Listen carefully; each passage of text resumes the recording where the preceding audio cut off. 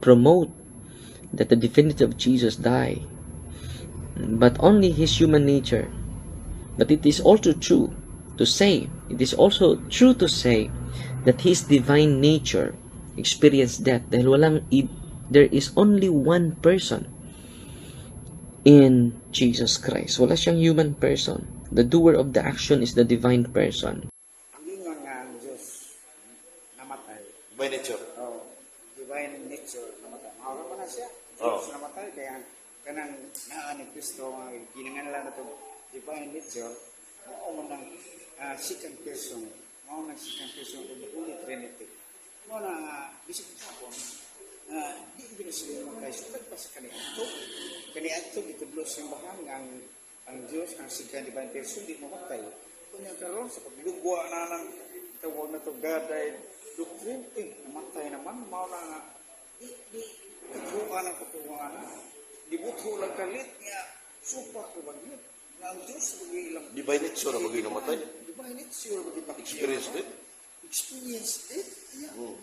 Niya kanian to, di yun may tabo nga ang Diyos, mamatay, ang divine person. Kaya duwa naman na. Ang naan ni Kristo. Divine nature O human o nature. human nature. Divine nature pa. Ngayon ka, divine nature namatay. Ang Diyos gula. Ang Iya. Diyos. Namatay sa una, dili na mamatay, karon namatay na. Kasi mga tarungan, ngayon lang nga. Kaniadto man to. Kaniadto lagi di mamatay niya, karon napakatawag siya. Ano namatay siya? Kalain ko dahil nagdi mamatay o niya kung pagkatao din, mamatay na. Sayo po na tikip. Di maong panudlo ka, kaya panudlo sa sabahan. Ang Diyos, di yun mamatay.